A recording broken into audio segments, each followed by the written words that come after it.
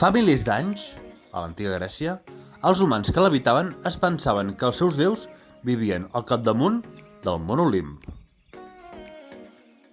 Per aquest motiu, i el seu honor, van començar a jugar uns jocs anomenats els Jocs Olímpics. Per algun motiu només hi participaven homes i tots ben despullats. Cap a finals del segle XIX, el món modern va decidir recuperar aquells jocs, a vegades amb imatges ben glorioses i d'altres ben vergonyoses. I tot, més o menys, anava bé. Fins que la cosa es va començar a deteriorar.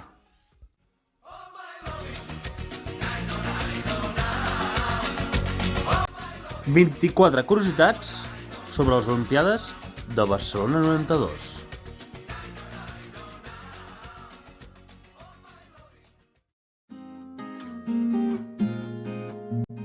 Número 1.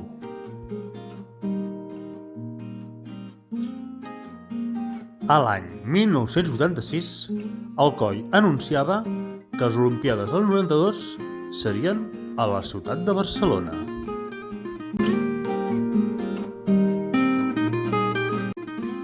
Número 2. Les del 1992 no va ser el primer cop que la ciutat de Barcelona va intentar organitzar uns Jocs Olímpics. Abans ho va intentar el 1924, el 1936 i les del 1940. Aquestes últimes, òbviament, abans que esclatés la Guerra Civil Espanyola.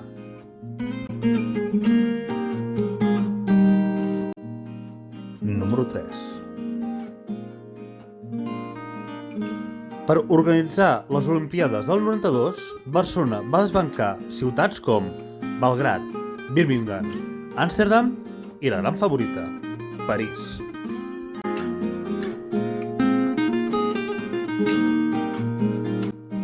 Número 4.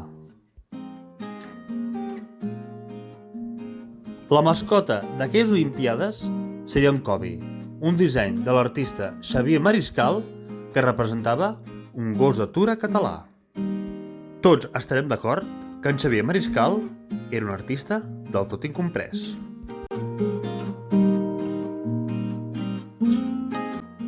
Número 5. El logotip de les Olimpiades de Barcelona 92 va ser un disseny d'en Josep Maria Trias i representava la figura abstracta d'un atleta.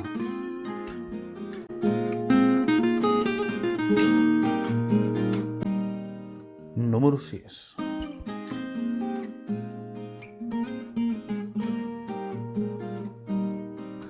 Els Jocs de Barcelona van ser l'edició 25, es van disputar entre el 25 de juliol i el 9 d'agost del 92 i van competir 6.652 homes i 2.704 dones en 286 categories diferents.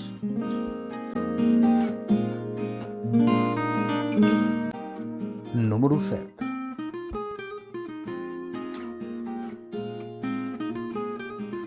La cançó Barcelona, interpretada per en Freddie Mercury i la Montserrat Caballé, era l'himne oficial dels Jocs. Va ser composada pel mateix Mercury i hauria hagut de sonar en directe durant la inauguració. Però la mort del cantant de Queen, el 24 de novembre del 1991, ho va fer impossible.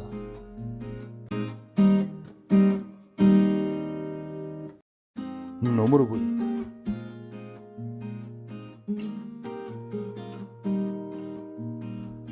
A més de Barcelona, altres cançons del grup Los Manolos com Amigos para Siempre o la seva nefasta versió de On My Loving amb el seu repel·lent Nai, no nai, no nai a la tornada també eren representatives de les Olimpiades de 1992.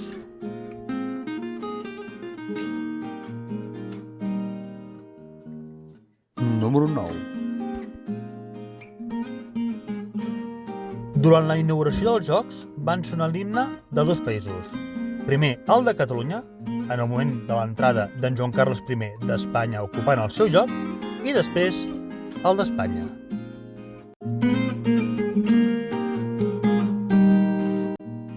Número 10. La torxa olímpica va recórrer més de 6.000 quilòmetres entre més de 9.500 portadors. I l'últim portador de la fama olímpica va ser el jugador del Barça de bàsquet, en Juan Antonio San Epifanio.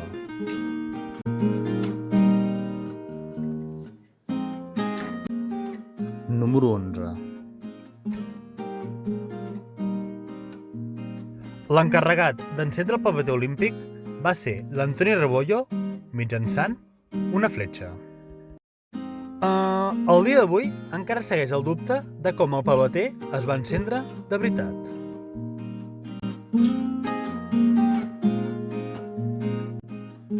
Número 12.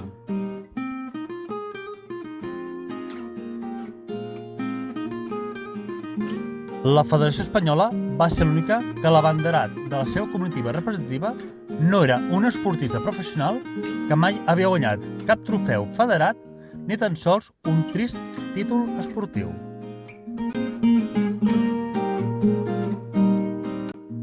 Número 13.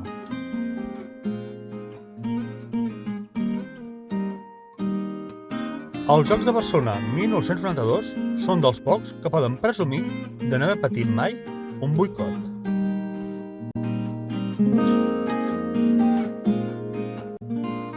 Número 14.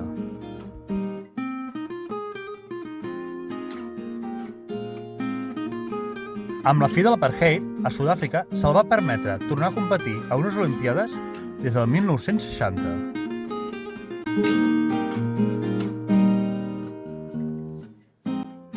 Número 15.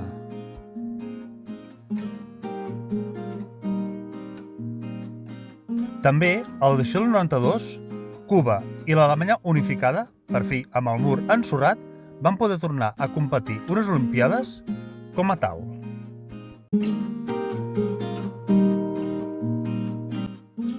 Número 16.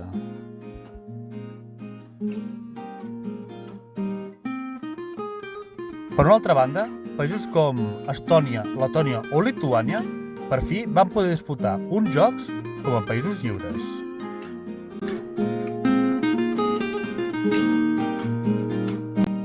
Número 17.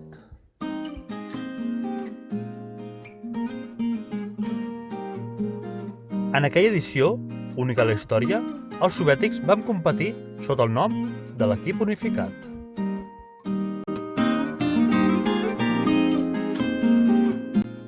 Número 18.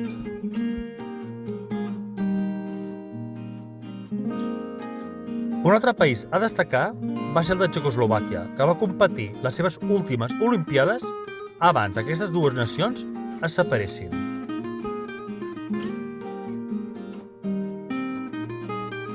Número 19.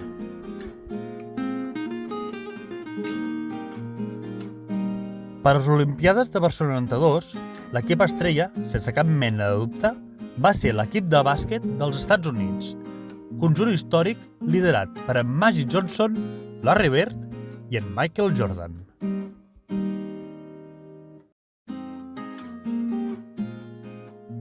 Número 20.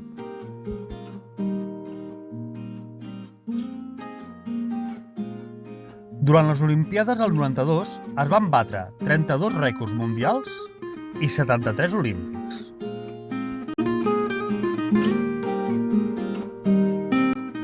Número 21. Existeixen rumors que la policia, dies abans dels Jocs, van desactivar una bomba al Palau Sant Jordi. La notícia en si trigaria més de 10 anys a fer-se saber.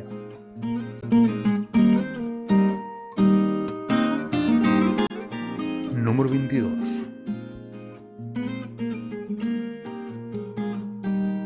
D'aquella edició, l'esportista més jove seria el català Carles Font, amb només 11 anys, mentre que el més veterà seria l'islandès Karl Johan Eriksson, amb 62.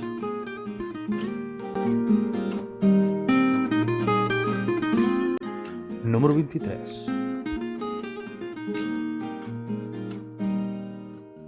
El país amb més medalles seria el de l'equip unificat amb 112, seguit pels Estats Units amb 108 i tercer seria Alemanya, amb 82 condecoracions.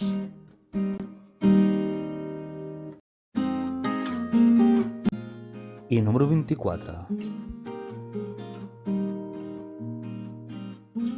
Just abans de les Olimpíades, el jutge Baltasar Garzón ordenava l'arrest d'alguns líders independentistes catalans per deixar-los anar a la finalització dels Jocs sense explicacions ni indemnitzacions.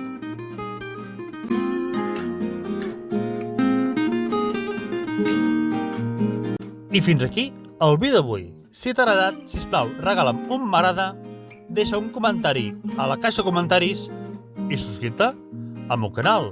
També recorda que pots activar la campaneta perquè t'avisin de les meves futures publicacions.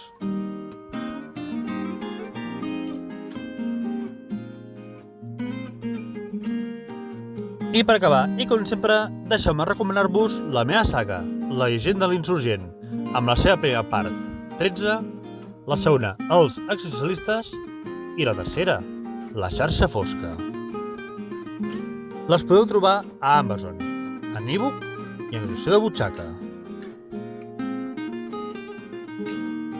Només volia deixar constància que he intentat buscar el medaller dels atletes catalans, però no he pogut trobar-lo separat de l'espanyol. Per això no l'he dit.